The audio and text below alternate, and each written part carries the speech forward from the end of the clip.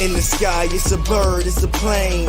Flying high, I emerge through the flames. Have no fear, I'm here, so stand back. Melanin activate, the name is super black. In the sky, it's a bird, it's a plane. Flying high, I emerge through the flames. Have no fear, I'm here, so stand back. Melanin activate, the name is super black. Imagine that, a future that's super black. Long as your skin brown, your superpowers intact. What would your powers be? Just hope it ain't super whack. Spatial manipulation, create a portal that's black. Maybe just super speed, time travel to run it back. Or cheat manipulation to keep my spirit intact. As I encounter evils the world face, demons the world makes, I'm needed the world at stake. Rest in peace to Chadwick, they killed all the Black Panthers. Told us white lies, I still marvel at black answers. Suits in DC, pray it lead to a civil war. It ain't no Justice League, what's the need to be civil for? Propelled like the juggernaut, it's clear ain't no stopping this. The world in grave danger, who can stop the apocalypse? They killed all the heroes, the new ones don't really care. But if you need me, put your fist up in the air. Yeah, in the sky, it's a bird, it's a plane. Flying high, I emerge through the flames. Have no fear, I'm here, so stand back. Melanin activate, the name is super black. In the sky, it's a bird, it's a plane. Flying high, I emerge through the flames. Have no fear, I'm here, so stand back. Melanin activate, the name is super black.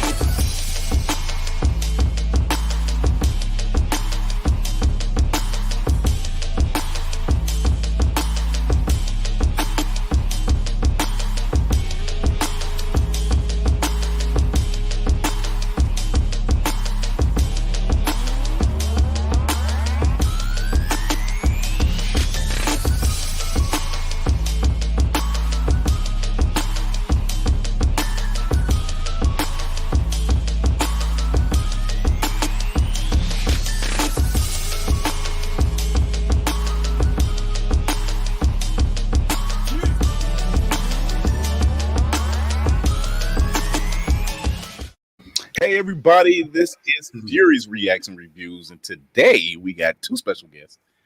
We have Crazy Ed the Great, local Cleveland artist. What's happening, my man? What's happening? What's happening? Glad to be here. Thanks for having me. All right. And then we have my man Will, Black Fox 447, coming all the way from Nashville. What's going on, fellas? How y'all doing? All right. Hanging in. So today we are recapping HBOMAX's Peacemaker. This joint here, and in this we can talk as it goes on because I took the sound. I've enjoyed this show so much. I'm with you on that, Crazy. It has been a wonderful. I wish it had more episodes, but a wonderful first run as far as the season goes. I loved it. Yeah. There's so much to unpack with this show because it's been it was 8 episodes. Yeah, 8 episodes. And 8 episodes, yeah. When I say damn, I was never really big on John Cena. I really but and as a wrestler, just I didn't hate him or anything, but when I say impressed, some of the stuff he was doing. He had more range than I ever gave him credit for. Yeah, I agree.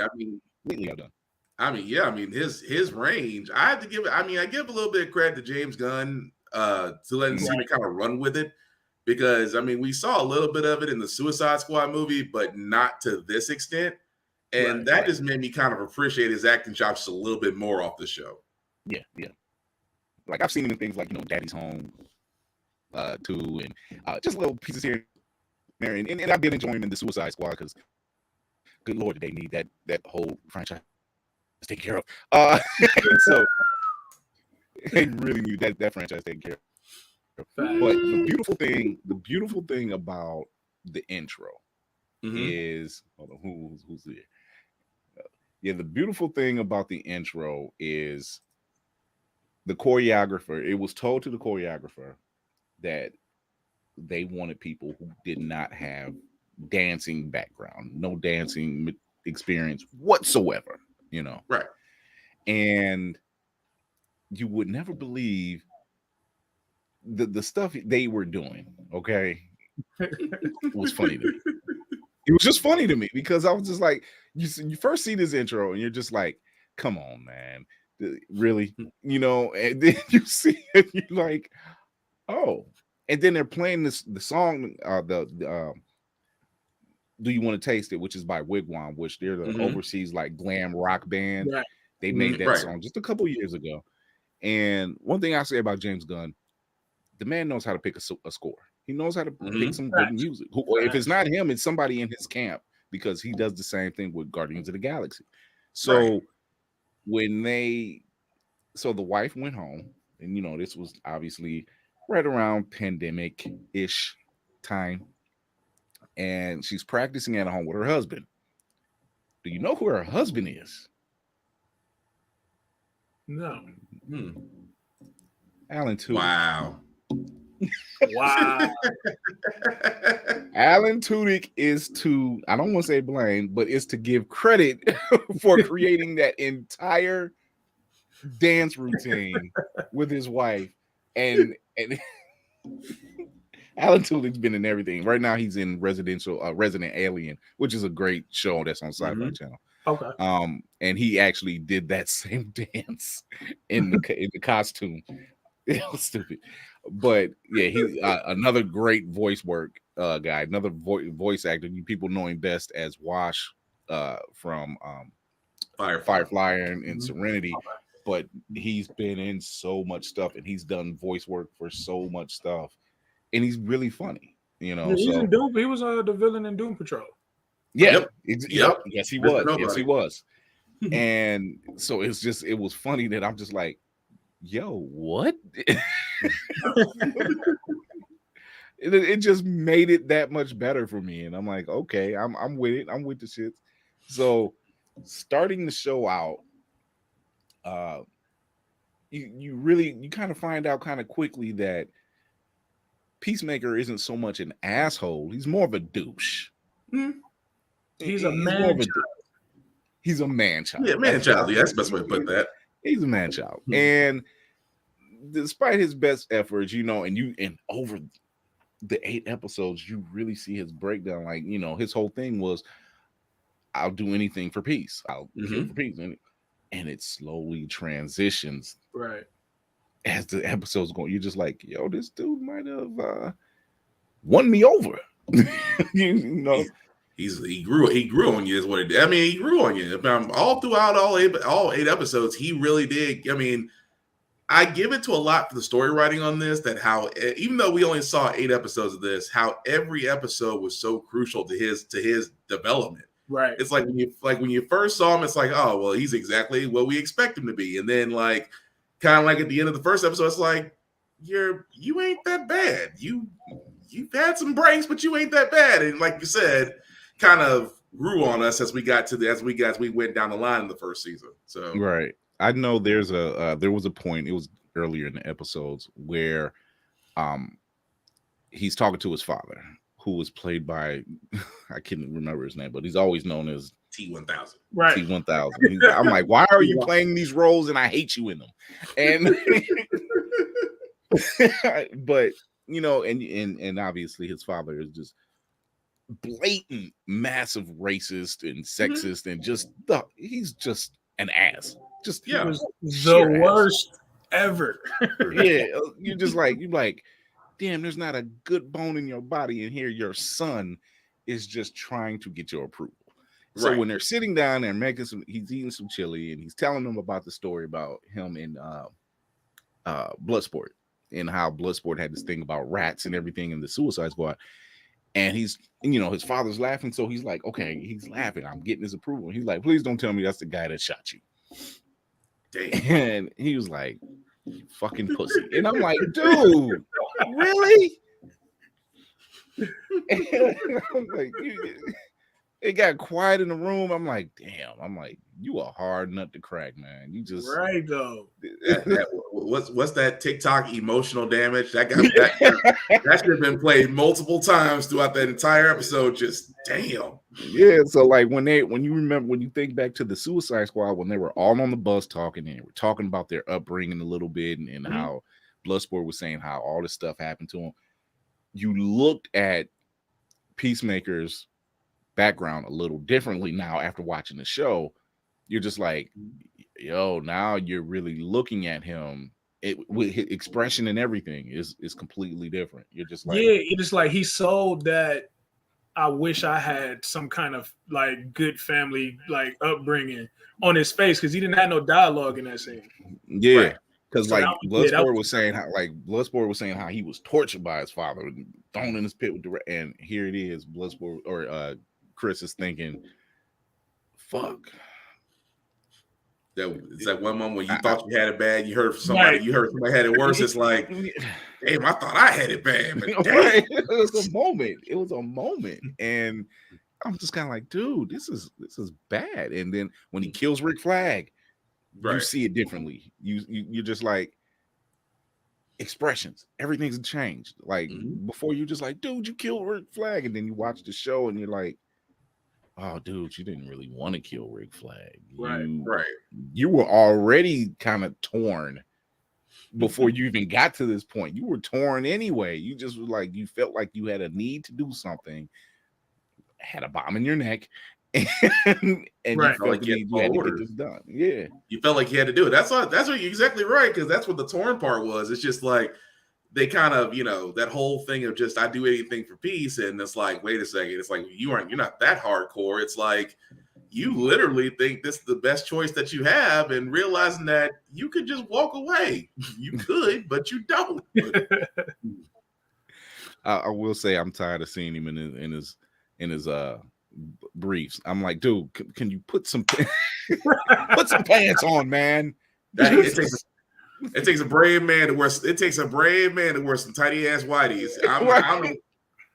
I'm multiple times. And where do you find a color that freaking white? Because that's all I'm thinking.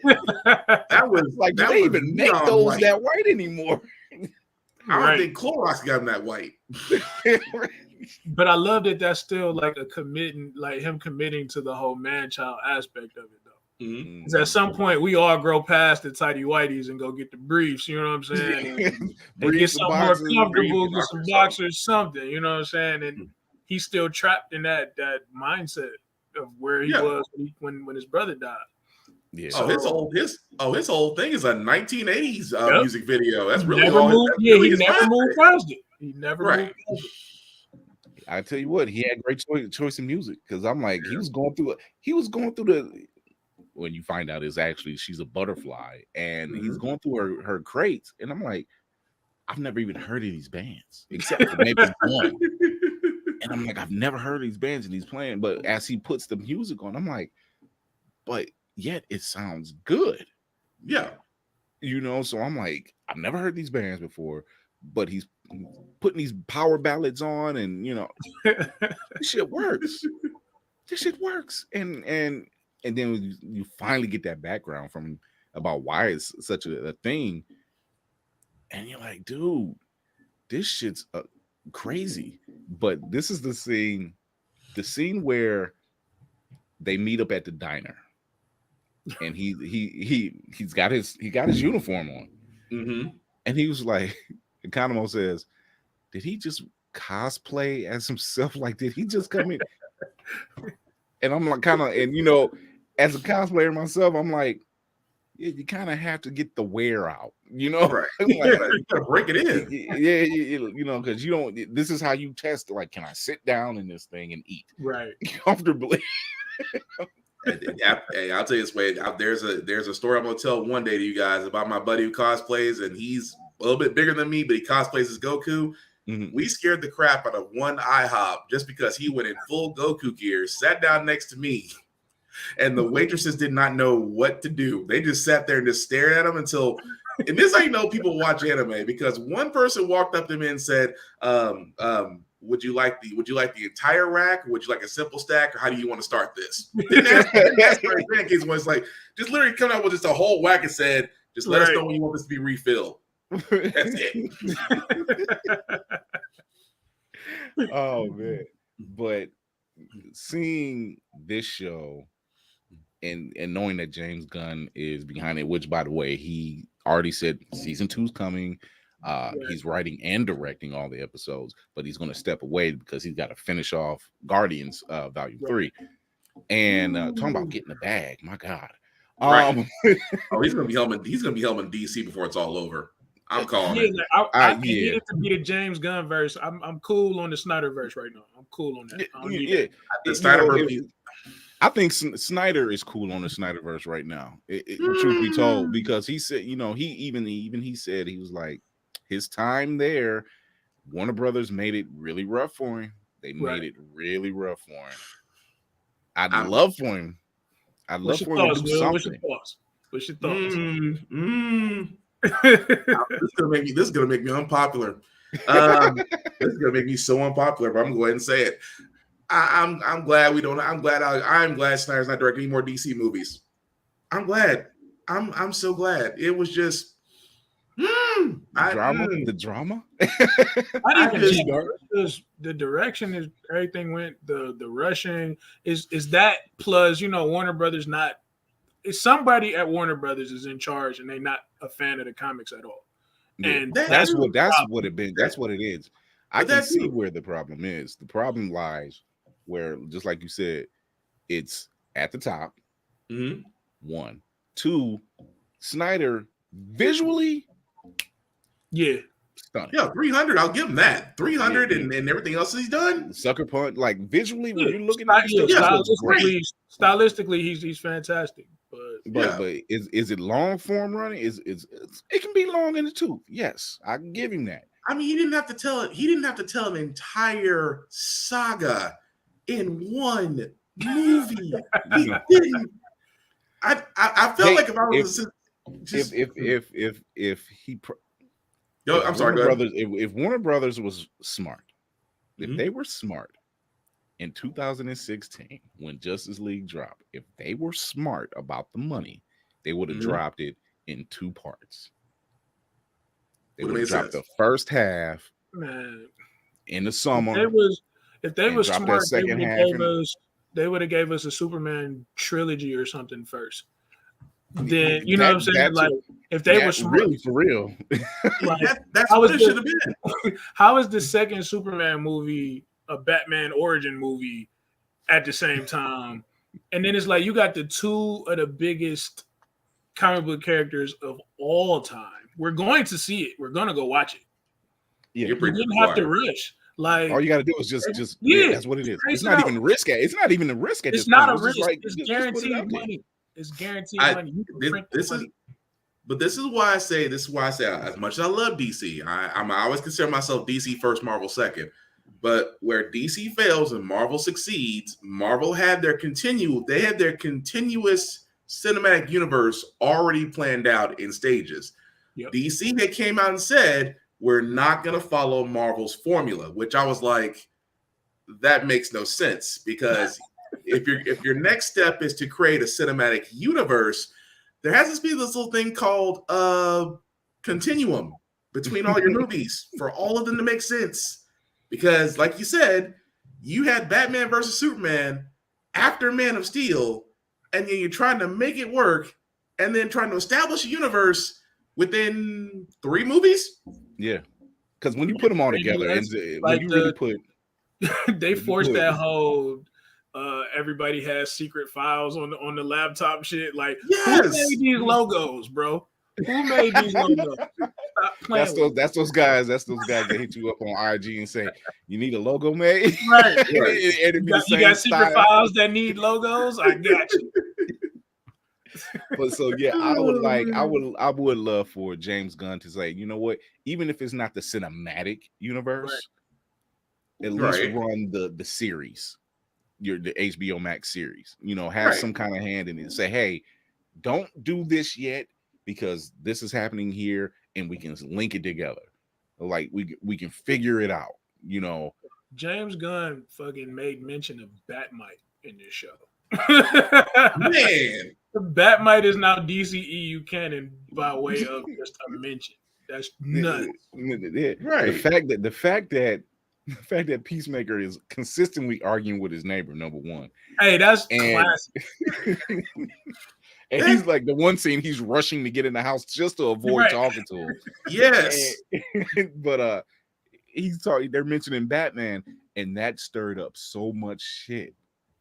Because it was just like, you couldn't get mad at him because he was kind of right. Peacemaker was right. He was like, how many people have died because he keeps locking out the same damn clown and he keeps breaking? And I'm like, you can't argue with the logic at this point. I want to dislike this theory, but he's not wrong. And I keep thinking about the Joker war, and I'm like, look, he can't be wrong now. I mean, I kept on expecting to use a laughing joke as an example. Like, take the laughing joke, for example. He had all the time in the world to kill the Joker. And you just hear his neighbor just like, well, he's got a code. What code? It is a stupid code. I don't want to cuss too much on your show, but it's like, no, we do it here. We do it here. We don't care. Okay. It's like, it's a stupid fucking code. You don't kill. Of course you kill. That was the one thing that I loved about John Cena's Peacemaker character, which is the whole part that he and his beef with just every DC superhero was just out there for the world to see. By him saying when he's in front of the kids in the school, and one of them, did you know Wonder Woman? Yeah, we were at a function and she was IFing me the whole time, and he was like, dude, he was like, I said effing, and I'm like, my guy.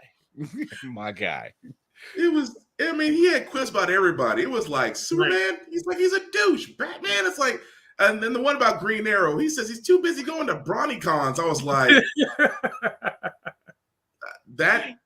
I love Stephen Amell's retort to that. Right. I was just like, oh, this is class. I love this. I'm like, because it's all in fun, right? Because he's gone to WWE and everything now when John Cena was. So it was like, I love the trash talk right now. I'm for this. The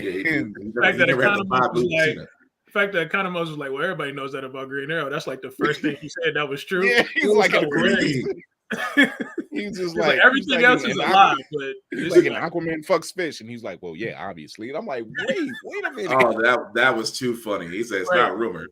Fuck you, Harry.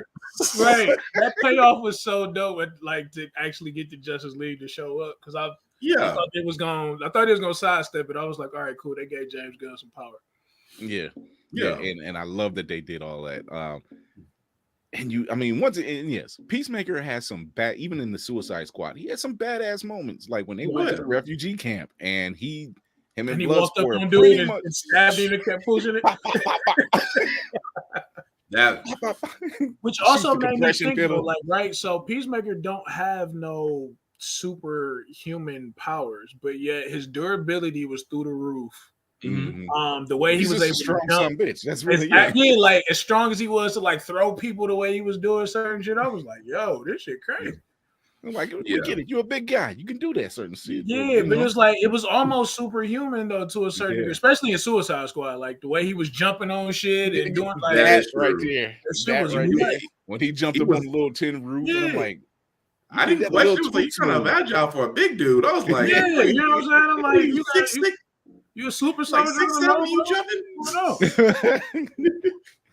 But it's just amazing what they're doing with every episode that they did, and I loved it.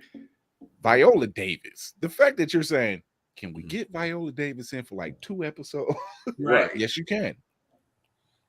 Okay. All right. I'm not gonna lie, I kind of wanted her to have a more kind of expansive role, but well, let's be honest. When the first run comes down, you don't really. It's a safe run. It's like you're just trying to get to the next season. So I'm hoping it's going to be more in season 2. I would love to see more of her in season 2 because I still think outside of her and voice and CCH Pounder voice acting Amanda Waller, they are officially Amanda Waller. Like they have locked it in. We've seen so many versions of Amanda Waller, yet CCH Pounder is the voice. And Viola Davis is the face, and is the face, and I'm just like, this role is yours. Exactly. This is like Carl Lumbly and Phil Lamar. Like we know you as John Stewart and Martian Manhunter and that's it. I mean, go down the line. Every time I hear Keith David, I'm thinking about 7 different roles right there. I was how like, did y'all feel? How did y'all feel about Vigilante this season? Because he was fucking hilarious. I loved everything about that. Go ahead, Will. No, he stole the scene. I mean, when he first popped on there, that dude was stealing every scene in every episode. This is something I would totally agree with, because even on Arrow, they had a vigilante on Arrow. Yeah, I remember. He was very much the exact backstory was the same, but Peacemaker version vigilante, I love that one way better. Like way. I'm like, he was just so oblivious to shit and just, but I'm like, he's kind of emotionalist, but at the same time, that's his best friend, and he's like, right. We just had this great moment where we did these fart jokes with my first best friend and my second best man, right. And I'm like, he was. If there was ever a talented killer that just wanted a best friend, that was right. Vigilante. He wanted so bad to get Chris's approval. It wasn't even funny. When they're arguing, they're consistently arguing in the car. When he's like in the car and he has a cell phone, and he's like, no. He was like, there wasn't a chip in the phone. It was a government phone. They can't track it. Right. And he just hits him with the You do have to say this though. I do give him his dedication, because when he sat there and had that issue with his father, and you see him, Corey Hemingway tries to sit there and say, well, if his father was out the picture, I think he'd be fine. It's like, really got arrested to go take him out. That was like Adebayo. That was Daniel Brooks. Yeah, that was such a flex, because I'm like, you don't know it, but you are definitely your mother's daughter. Right. Because that was an Amanda Waller move. That's what that was. But I have to give him respect, because not only did he just walk up to the prison to where the father was held, you walk up during lunch hour, pick up a table, and throw it at a window, and then knock out one of the guards just to get in the prison, then systematically go find the table of white supremacists and have the blackest conversation with the most racist people ever. Man. And then proceeds to fight everybody. He's like, oh, and you see the father go, oh, no, I know what this is. I'm like, it's an ass whooping. That's what it is. Like, this is too slick for you. You ain't gonna be able to handle this. Right. But I was like the cops. I was like, what the fuck is he doing? What the fuck is he doing? And he was so oh shit, we gotta go arrest this dude. Right. He was so unpredictable the whole show, and that made it that much more funny. Yes. Yeah. Great suit. I'm just like, dude, you would have thought you made your shit a little more bulletproof, but that's okay. I get it. It's function. I get it. It was a million times that I thought he was dead, man. And he always come back battered, shot, blown up, burnt. When he blew up Peacemaker's father, and I'm like, I thought he knew to have enough sense to get out the blast radius. I'm like, you were pretty much right there. That is a stronger plot armor than any Dragon Ball Z story. Let's just be honest. Right. That is the strongest. I was like, I'm with Crazy 8. I'm like, by my count, you should have died like 14 times by now. This whole show, he should have never made it past like episode 2. Right. Just when it looked like he was going down, like when he made it out that battle, and he's driving down the car, and he kind of blank stare. Passes out. I'm like, damn, this is it. Damn, it's a wrap. Nope. This is it. Nope. He comes crawling back over. Hey guys, just nonchalant. It's like, you okay? Yeah. Literally, smoke is coming off his side.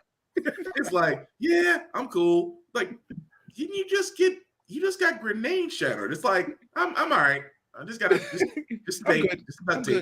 I just need some sleep. No, I don't think you need to sleep right now. I'm afraid you're not going to wake up. That last scene made it so great. It's like, you've been shot. I just need to sleep. Right. That was just too funny. And see, I didn't think he was going to make it, because that final scene, that great final scene, by the way, that whole battle scene, because they're playing the title song Right. And but the minute you hear the snort, you're like, oh shit, this is going down. Hardcore gets shot like 3 times. Kind of shatters a fucking shin bone. He ain't even make it to the battle. He got a conviction.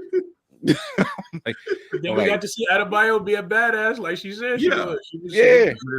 He told her, do not use that helmet. Do not use the helmet, and it's like I just like the fact that she was done. I thought she was done after that first one because she hit Rock. I'm like, oh no, not Adebayo. I had to go back and look because I was like, I thought old girl sidestepped her for a second. Like, no, she stood perfectly still, and she just overshot the mark. And then he turns around and says it again just to put it through the cow. And I'm like, well, at least it's soft. Although, going through a cow and then coming out, it's just that whole splattered in blood and guts. And she's like, what the fuck? That shit was hilarious. But it is. Big props to James Gunn for like making animals and like weird side shit. Like Eagly was like definitely he held his weight the whole show. He did. Especially when he started like attacking the cops in the forest and shit. He knows what to do. Right. I was concerned about Eagly a couple of times. I'm like, especially I can't help but James Gunn had a little bit of Guardians when you see John Cena's character trying to talk to him about dropping the helmet in. It's like, why am I getting Guardians of Galaxy vibes? Rocketing Groot right now. Press this button. No, not this one, because this one's gonna kill everyone. Press this button. Right. You just sit there saying hardcore. You think that Eagle understands you? He just looks over insulted, like, yeah. Of course he does. Bitch, what are you trying to say? That's what it's that's this the is look my best friend. Like he knows what's going on. Right. He was like, and then he takes that grabs shit. Right. And everybody would celebrate, like, oh my God, he's doing it. He's doing it. No, he's not. He goes way off. Or maybe that was the plan the whole time. He was like, no, I just can't drop it in the barn. They're gonna just here, I'm gonna drop it over here. You guys go over there and get it. They find it the next time you see John Cena, his face all scratched up from the raccoon and shit. Like that shit was. I loved everything about this fucking show, man. It was. It's such a watchable show. From the soundtrack to the acting, like the scene where he finds out that Economos framed his father, and he goes on that rant about everybody that he could have framed except for his dad. And you find out literally the next day, oh, that wasn't even a script. He just went off. And I'm like, do you know what it takes? And they said that James Gunn was throwing them names too as they was filming. So he would just name, throw that bitch. The outtakes were even funnier because it made it even funny. Because that's impressive. James Gunn. He was just like, when you can sit there and you can ad lib for like a good straight 2 minutes of names and just fire them off. I'm like, that's impressive just to come out of nowhere. And that wasn't the first take. So you because you imagine people are looking at him like, why the fuck? Why that person? And not laugh. You couldn't be a boom mic operator standing next to that. You'd be I sitting there couldn't laughing. I was snickering. I would have folded. Buddy. The mic would have fell down all in the scene and everything else. You gonna find one rap. You gonna find one rap person. What does Drake got to do with this, man? Of everybody, Drake. When he says Bill Cosby, he's like, Bill Cosby, he just got down. He has time on his head. I'm like, damn. That was funny. Or if they're finding out that this dude could play the piano. Oh my God. That shit shocked the shit out of me. That's what sold it. I was like, the ad lib was one thing, but when you sat down and played the piano, I'm like, I gotta respect you now, dude. I'm like, I gotta respect you. I will say this just because I am a WWE fan, although right now I'm not a fan of the current product. Yeah, that's one of his many talents. I mean, the dude could speak. I mean, he could play piano, he could speak Mandarin, and on top of that, supposedly I've yet to find this that he's in a movie with Jackie Chan, and I don't know what movie it is. They say it's out, and I've been trying to track it down for the last 8 months. Oh shit! Wow. I gotta find it now. I guess we on the hunt. Yeah, we're on the hunt now. I need to know. You can join me down the rabbit hole if you want to, fellas. I will. I'm there because I need this. Yeah, he quickly became somebody. I'm like, I like what you're bringing to the table, and I'm enjoying everything you just done just in this short run, and I'm like, dude, I shouldn't be surprised because when you're wrestling, you're kind of ad-libbing, right? So you would think, but I'm like, yo, what the fuck? like we did not know he could do. I'm like, well, let's be honest. You get some wrestlers. I mean, like The Rock. I mean, let's be honest. The Rock has shown that he's a box office hit. Other wrestlers have tried in the past, and now you see John Cena. Now he's kind of going his post wrestling career, I guess, and we've seen him expand. So I mean, some wrestlers do have the acting chops, if you will, and some don't. Especially Triple H. I felt so bad for him in Blade Trinity. He wasn't even funny. Oh my god, I felt so bad for him. I'm like, dude, that was pre Roy Triple H, and you didn't even. Like, you was better off not saying no words at all. Yeah, he should have just been a face and a force. That was it. That was it. I'm like, dang, yo, you need Ryan Reynolds to bail you out of a scene. I mean, it's like seeing Roman Reigns in the Hobbs and Shaw. It was just like, I was just like, hey, ain't that Roman Reigns? Oh man, I'm not surprised because I'm just like, well, fuck, where's Jason Momoa at? Right, they kind of run in the same circles, so Randy Orton gave it a shot. Yeah, that was. Not everybody. Now you know what? I'll tell you one person that survived: Kevin Nash. Yep. Yes, he's actually made it, and I had to tell people. I said, "You guys know the big Russian that was in John Wick was him." Yep. I was like, he actually learned. That's the second time he played like. That's the second time he played like a big Russian. Kane had a good run. Kane had a good run for a minute, but that's because he stayed true to what he does: be menacing and not have much to say, just kill people. Although Cena, what was that? What was that movie? See No Evil? See No Evil or something like that. Yeah, it was good. But he also did he was a stand-in for Jason, I think, on Freddy vs. Jason, I believe it was. It was either Freddy vs. Jason or one of the later Jason movies. And I think he did one of Rob Zombie's Halloweens. Probably. Rob Zombie strikes me as the type that would do. I would say House of a Thousand Corpses, but I could be wrong. But so it's like when you stick to what you know, you can make it. Yeah. or you could be like Hulk Hogan and get put in everything. But man, woo! I'm sorry. That was a rough time. I want to sit there and say it was the 90s, but there were better choices. Yes, man. There were way better choices. Which who was in what was that? Predator, first Predator? That was Jesse Ventura. Yeah, Jesse Ventura. There we go. Sorry. You're talking about. Sorry, you're trying to think. I was thinking about the wrestler. I was like, oh, yep. Side note. It's funny because you mentioned Predator and I mentioned Jesse Ventura. If you watch Avengers Assemble from Disney XD, there's a scene where they introduce Ant-Man and Claw comes in and he has like 4 mercenaries. Look at the 4 mercenaries. Tell me who they remind you of. They can make me go back and watch it. Matter of fact, I'm gonna ask my son. My son watches that show. I'm just gonna ask him. Because it wasn't until I'm like, why does that dude look like Billy? Wait a minute. Why does that look like Apollo Creed? What the fuck? I had to rewind it and look. I'm like, yo, it's the Commando Squad from Predator. It was all 4 of them. Like the Arnold one had no lines, but the other ones Billy had the flip up hat. Yeah, that. He had the hat, and I'm looking,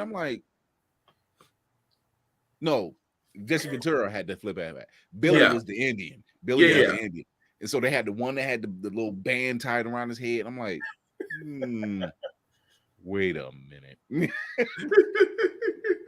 Wait a minute. I see what you did there. They close enough to where it wasn't violating policy. Right. That's all. No copyright violation. No, like that wasn't them. I'm like their likeness, not the slightest. We never said their names. We never said their names. But yeah, well, Peacemaker has managed to show the Suicide Squad, Peacemaker, which they've even announced, like I think by episode 5, they said that James Gunn was working on a spinoff. Mm-hmm. Yeah. So I'm like, give it to him. Let them build the universe one show at a time. Yeah. That's all you gotta do. Because one thing DC refuses to do, let James Gunn do it. And take their time. Mm-hmm. Yeah.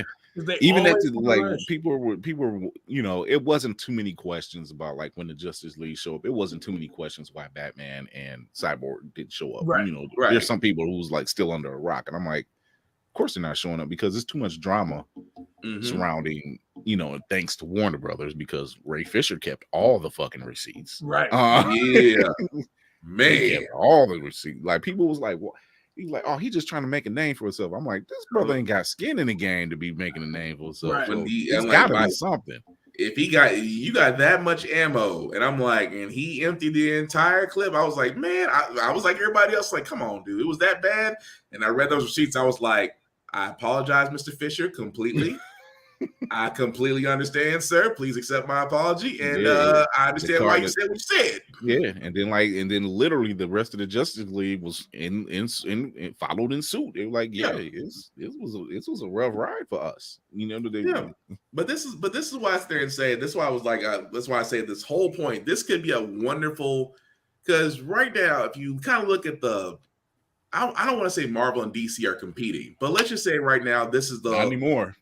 Not even fair at this point now. Right. It's like pistol whipping a blind kid. You ain't wrong, but you ain't wrong. But let's just call it. I mean, right now we're in the slow. I won't say the slow period of Marvel, but like the less than the movie slots, because we're so used from the Marvel Disney side of having like 8 to 9 movies a year that now this year we're having less than 5. Yeah. So now they're diving into the television shows now. They're just like, here's the shows. And like DC is just like, Warner Brothers, they're just like, we're still trying to get the movies down. Here's another animated film. That's the thing I wish DC would take advantage of right now, because they have proven, along with Peacemaker, along with Doom Patrol and Titans, they have already shown that if it's done on the HBO side, Max side, where you can literally go extreme, you can go adult, you can tell stories that for us of the plus 25 and up generation can enjoy. That works for us, but we know that establishes the DCU, that establishes the TV side. The one thing I keep hoping the most is that they now take where Marvel's kind of winding down and going in a different direction. DC can kind of step up their cinematic universe. But the problem is you're going to run into is that they did the same thing with Snyder. They gave, honestly, Snyder the keys to the kingdom the first time, but you Hollywoodized it. That's why the first Suicide Squad didn't do as well. Why Man of Steel was mediocre. Why Batman, Superman Dawn of Justice was good and terrible. Why the first Justice League was garbage. Just terrible. Terrible. Let's be honest, the Snyder Cut was just a 4-hour love letter to fanboys for finally getting what you wanted if you complain long enough. But but it's just like, but what I'm saying is, though, from the DC side of things, that's going to give me a lot of hell for me saying that, but that's true. But the thing about it is, what's always stopped DC is they never had a Kevin Feige type. You never had a Kevin Feige type at the helm. You never had a strategy of which movies you want to show out first.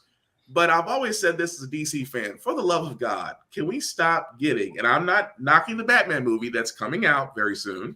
I will still give Robert Pattinson a shot just because I want to see what he does with Batman. I want to see what Matt Reeves does with this version of the Riddler. Still will watch it, no problem. But there are other heroes in the DC universe that you can slowly begin to build your CU with, that you don't always have to start off with the 3 origin stories. You don't. When you've done Superman to death. You've done Batman to death. To death. We finally got the Wonder Woman origin story. We finally got an Aquaman origin story. We pretty much got a Flash origin story. Now let's just kind of glide it in. You know, like Aquaman's a perfect example. You have a film that made $1 billion. You would think that in your mind, let's work on the sequel. Right. They're in their mind, it was like, we're gonna do the sequel, but first we're gonna do a spinoff. And I'm like, what are you doing a spinoff of? The Trench. The Trench. I'm like the piranha creatures? And who gives a fuck about them? Right. They were like in the film for like 5 minutes. I am not intrigued by the Trench. Nobody was. Nobody was. It's like I actually forgot that scene happened when they said that they were going to do a spinoff, and I was like, when did this happen in Aquaman for it to happen? Right. And I was like, oh yeah, the fish people. It's like it was so crazy. And then it's like you have Poseidon's Trident. You have Poseidon's Trident. You basically rule all of the you really rule all of Atlantis and the complete ocean floor. Why are we concerned about this one part that nobody goes to? And I can only think that it was like you took a step backward, then you took a step forward. It was like, and we're gonna have Ava DuVernay working on New Gods. Perfect. Okay. And then you pull back. And you're like, well, this was after the Snyder Cut was released. And they're like, we're pulling back. Why are you pulling back? Oh, we got on a different direction. After we just got to see Darkseid, you want to pull back? You know what? I did. It's all I can sit there and say is my impression of a DC executive when something new comes out. We're gonna do that DC movie. It's gonna be great. He must get the same stuff from the guy that made the DeLorean. Right. That's like every time I think DC comes with an idea, I just think there's an executive that just did a long line and was like, "This is a great idea." Or the fact that we got all these standalone joints, like, and did Oscar, you know what I'm saying, Oscar attention. Right. Now they're gonna do a sequel for that, which I feel like is all right. I'm like, why? Like, why? Yeah, after they fought so hard to say we're not doing a sequel. You know what I'm saying? It's like they fought really hard to like, this is a one-off, whatever. But then it's like, all right, so you got whatever universe, because everything's going to eventually split into some type of universe when you do sequels. Because every film has its own, you know what I'm saying, logic and shit. And so now, and so now we got Matt Reeves got the Gotham City joint with the new Gordon. He's doing a Penguin spinoff. Yeah. Yep. And they building toward Mr. Freeze being the villain in the Batman sequel movie. Right. Which, all this shit, like, I'm gonna wait until after I see the movie, but it looks like I'm going to care about what they're doing in Gotham right now. Yeah, it's almost more like they're trying to build up. They're trying to build it looks like I'm about to care about what Matt Reeves is doing. But even with Batgirl, too much going on right now. Like, there's no central focus. Y'all throwing shit at the wall to see if it stick, and there's no cohesion, man. And it's like, just call Kevin Feige. Just call Feige.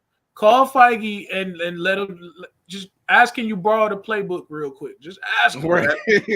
But that's why I sit there and say that Gunn would be the Kevin Feige. That's why I said after he would be, because I think that and this is just me spitballing.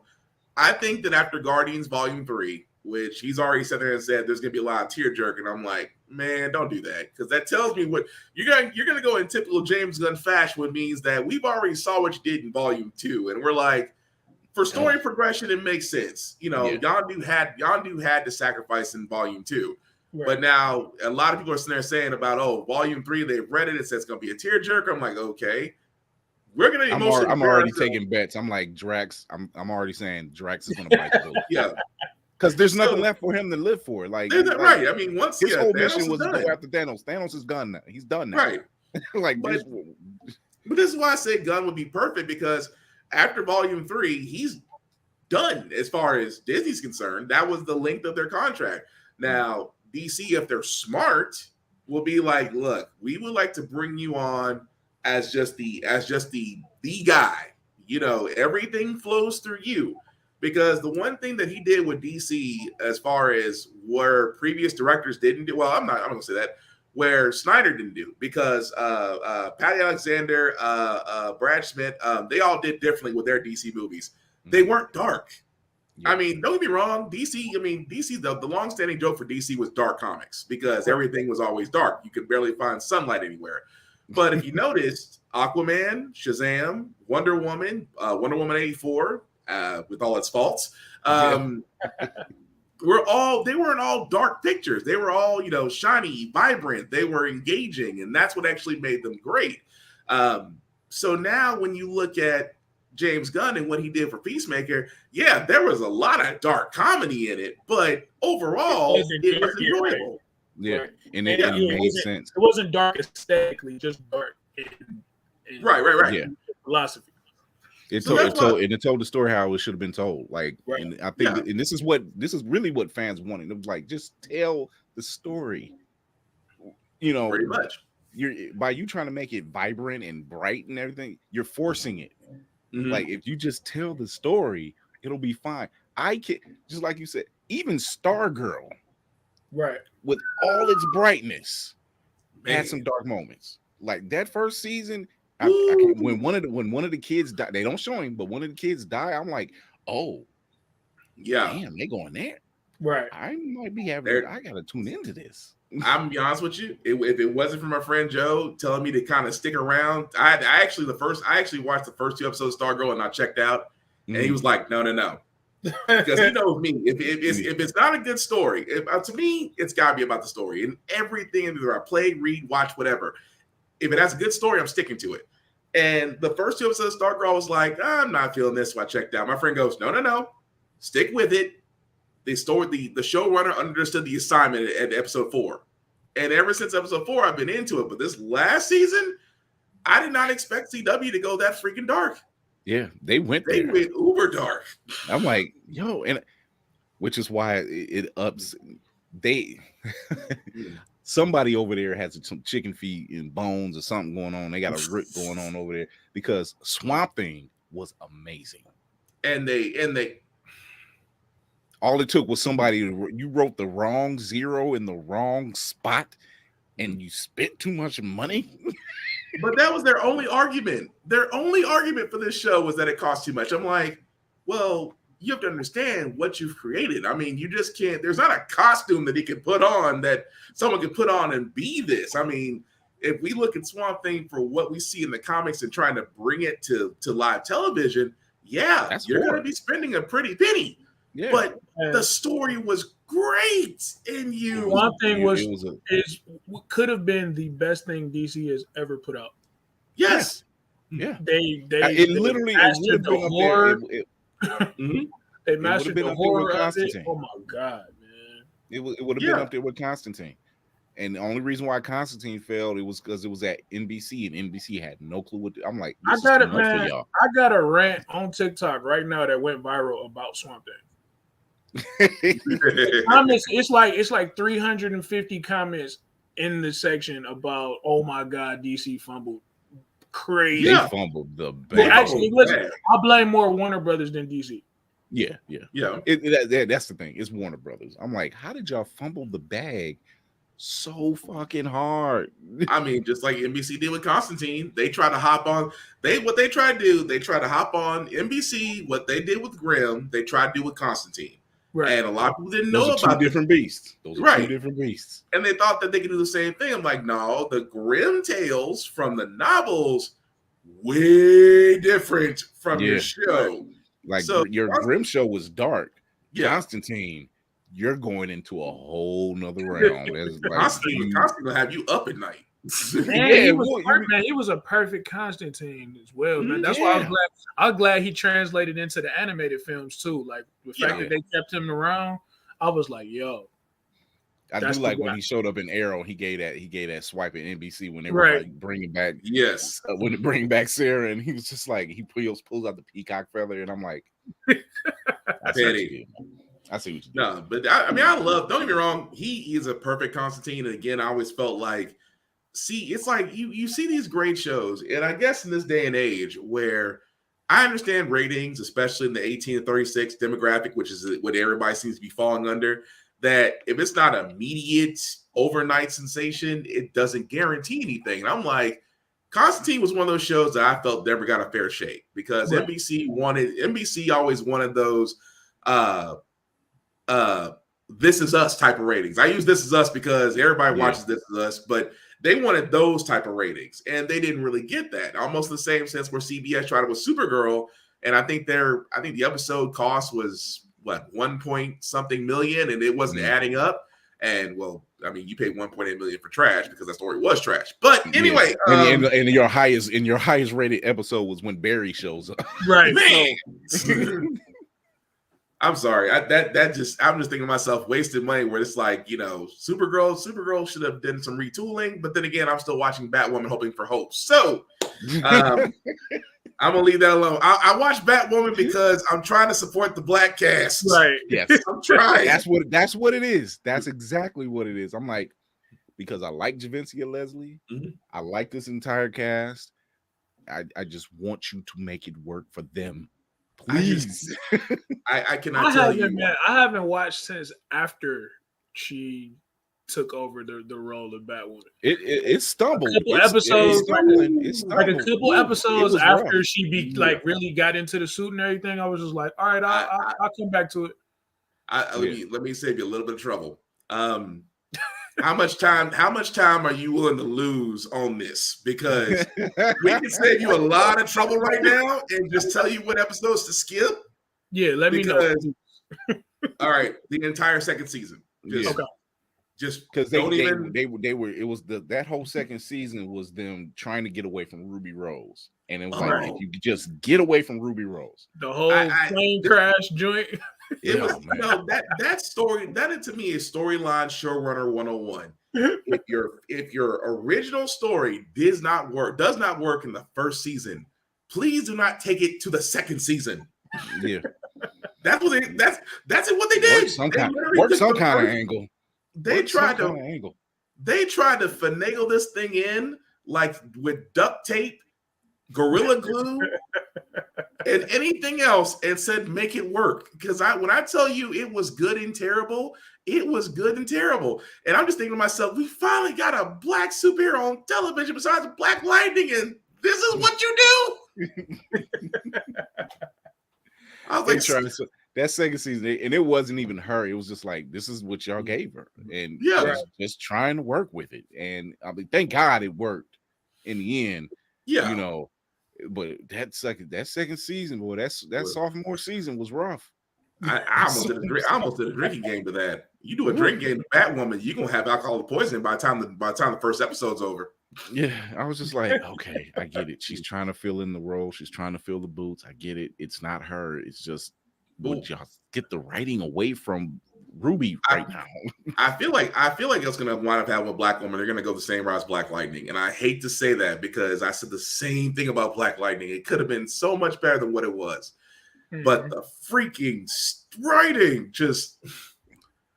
There were some notes that they really hit on, and I'm like, you speaking to us, and I like that, and that's cool. But at the same time, it's like and this is where I want to say it's Warner Brothers, I want to say it's DC, I want to say it's CW, but you're gonna sit there and tell me the one lone show that you have is outside of this Arrowverse that you somehow brought into it during Infinite Crisis, but somehow is separated again. It's like when they did the Flash 5-episode crossover where like one person showed up in each episode. Oh, good and terrible crossover. Yeah, that was their worst one.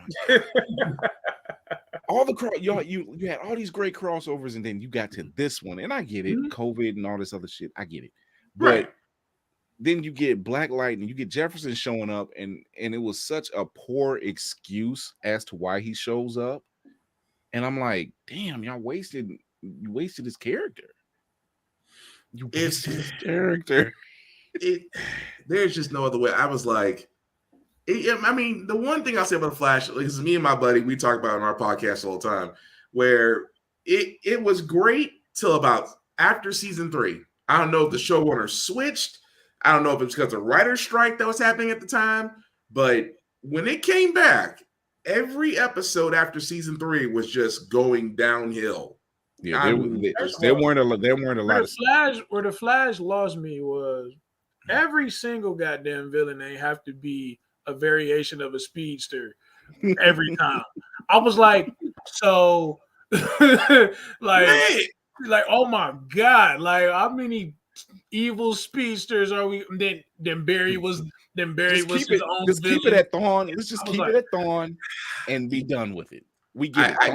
Thawne is Barry's. They got the Godspeed and everything. I was like, oh my god, I'm tired. You peaked. Once you hit Godspeed, Zoom, Reverse Flash, and about Thawne, you've hit. That's it. Don't do no more. What more? Man, I mean, I did enjoy when they brought Mark Hamill back in, to play a variation of the trickster, right? Trickster. And I'm like, this is what we live for. We live for these moments, So I don't know. Warner Brothers. I'm not complaining because, like I said, the Flash. I mean, I would think that every show eventually has to have an end. I always say it best: if you make the 5 seasons of the show, it's time to start looking toward the exit door. I mean, not every show is bound to run forever. So I was like, I didn't like the way Arrow ended. It could have ended better. They could have ended the full season at least. It should have ended sooner. It should have really ended sooner. I think after season 5, once because it was all back. That's right, because it was all backstory. It was a lot of the flashbacks, and then after that, it was just kind of like, okay, you're keeping him around, after season 5, where it's like you officially left the island, that should have been like, okay, cool. Yep. He's continuing on. We don't need to go any farther than that. I think the Flash was the same way. It's like once I guess he's officially hit his peak where he just sat there, and when Reverse Flash tried to hit him, he smooth just dodged to the left. Like that was like it wasn't even a dodge. It was more like a disrespectful look over the shoulder, like, how dare you hit me? It was the same. He gave the same look Tobey Maguire gave in the first Spider-Man. It was in slow motion, like yes. So that's why I'm just like, some shows are just bound to end, and that's fine. But Flash, I think, is ran too long. Legends of Tomorrow, not even gonna talk about that because that's at least they get it. At least they know they're the joke. They know. Oh yeah, when you start making fun of your own show, and it's just like it's like have fun. Your show serves no purpose other than comical entertainment. Knock yourselves out. Yeah.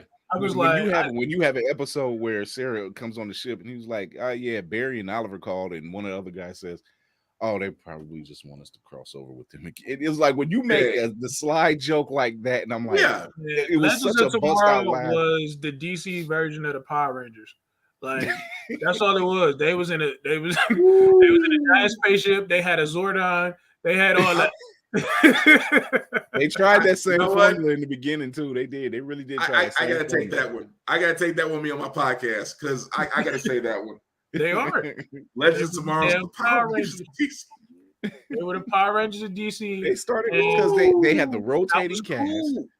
They had the rotating cast, which was really all of Flash villains at some point. Yep. So, the whole roster all Flash villains. Yeah, like so you had the rotating cast, but once you started rotating out, like once you got away from Hawkwoman, they were dark. They were the dark show for a minute. Mm-hmm. And then they were just like when they got rid of Rip and Hawkwoman, and then Kid Flash decides he wants to leave and do whatever, and like you try to save the season, you try to save your show with Constantine. It's like I'm like, come on now. And eventually you guys are gonna run out of stuff. I mean, you had a nice little arc with Vandal Savage. You had that was actually the best stuff. That was the best Savage stuff. Yeah.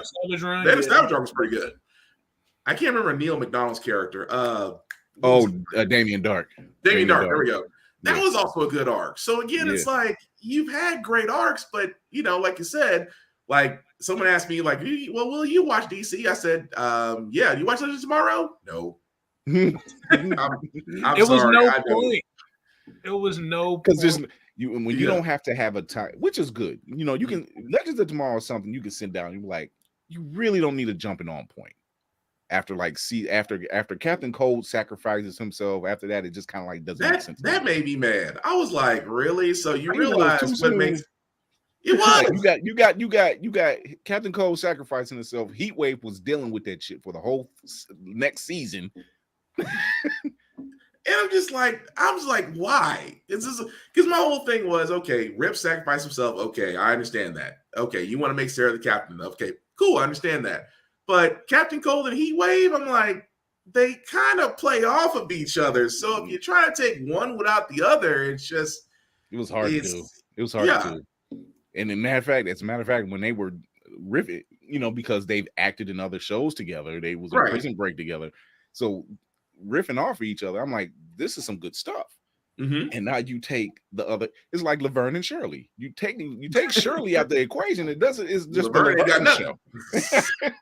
That was the one thing about Legends I just couldn't stand. It's like you had a good solid cast, and then the story was always going to be crazy. I just accepted that the story was always going to be crazy. Didn't make any sense.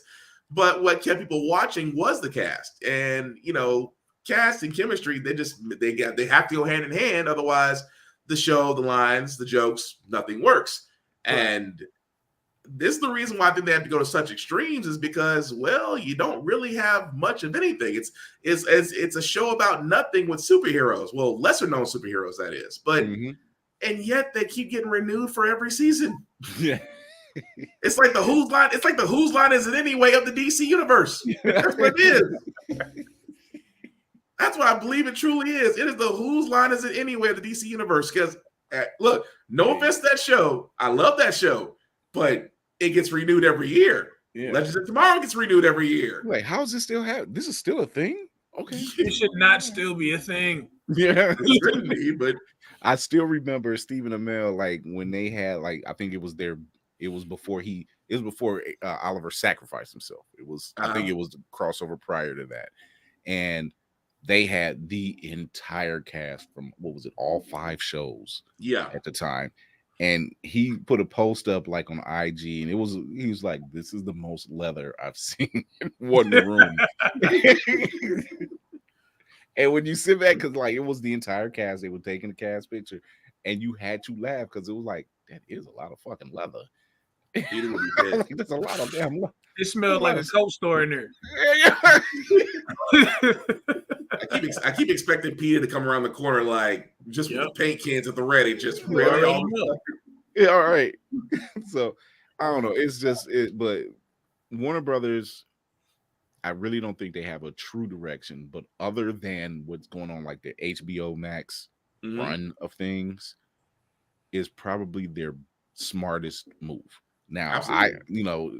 Crazy 8's going next week. I'm going Monday to go see Batman. Now, I have a lot of high hopes for this, for several reasons. Okay. At first response, hearing that Robert Pattinson was going to be Batman, I was just like, not diamonds. Almost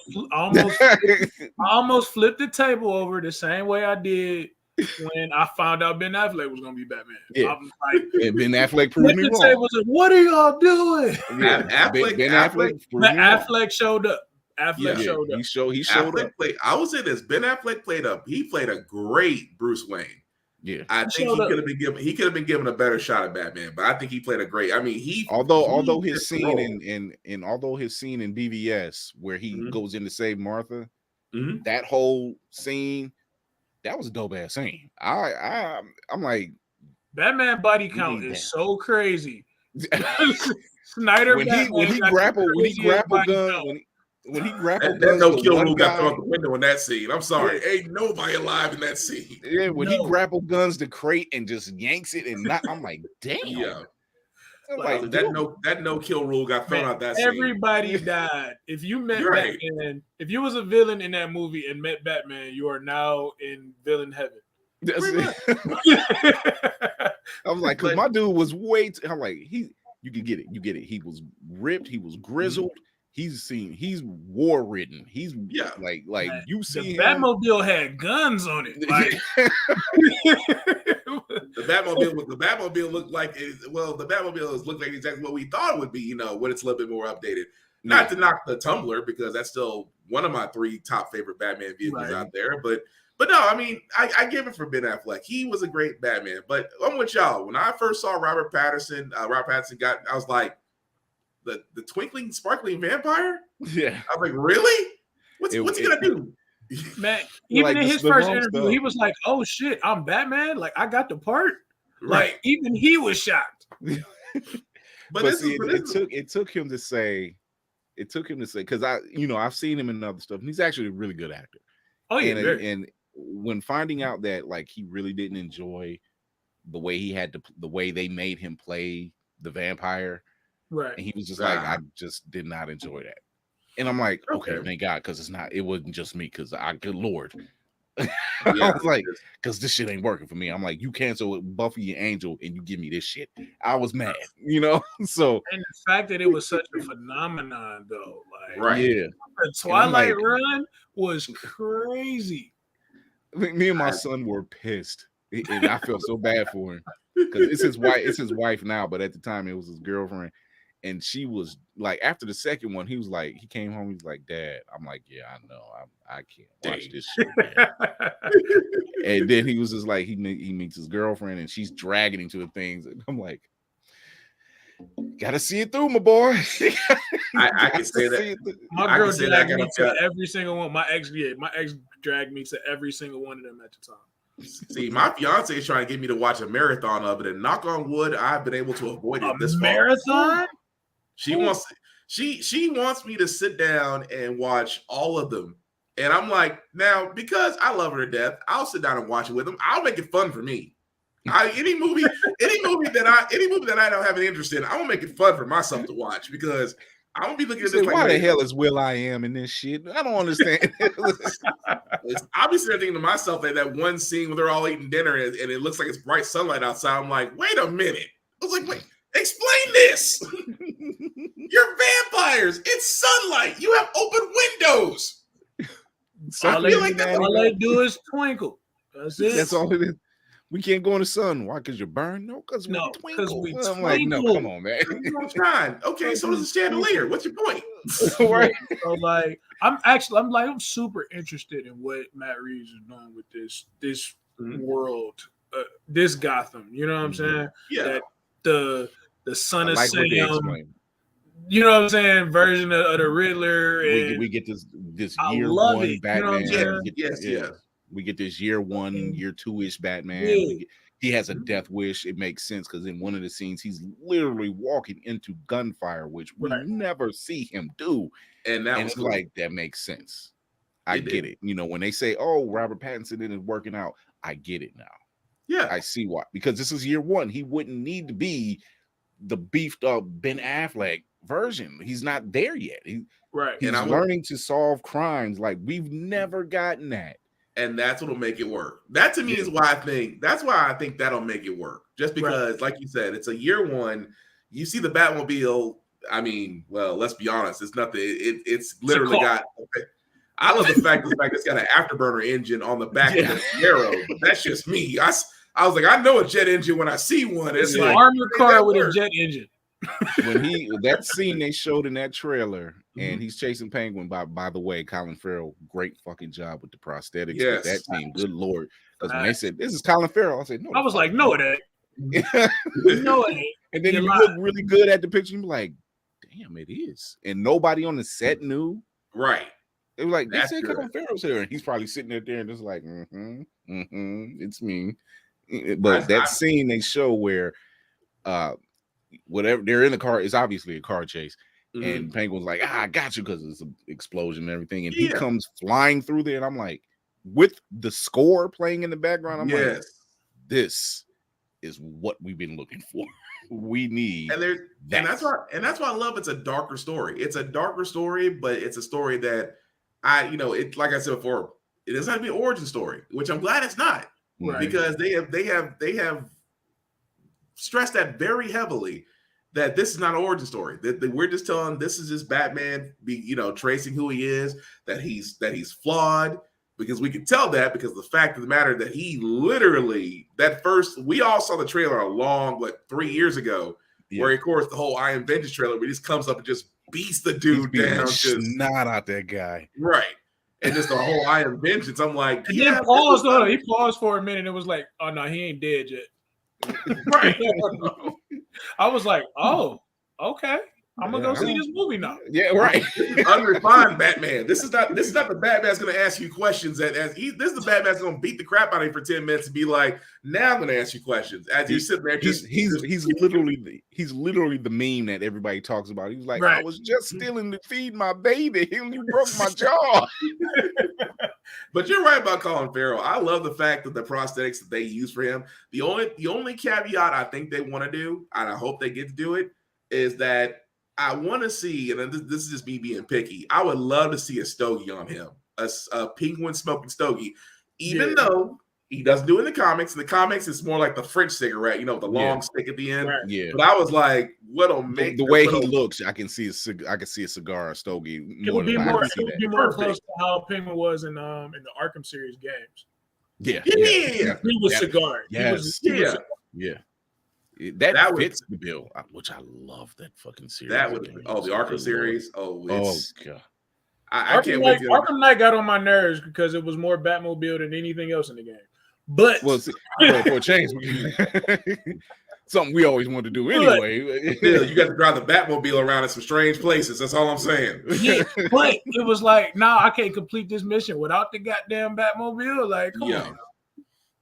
Give me some slack, man. Like Arkham Knight was my favorite, but then again, so was Arkham Origins with the fight with Deathstroke. No, the Deathstroke fight is probably the best boss battle in the whole Arkham series. That made me mad. Was crazy. I would go do that fight right now if I could.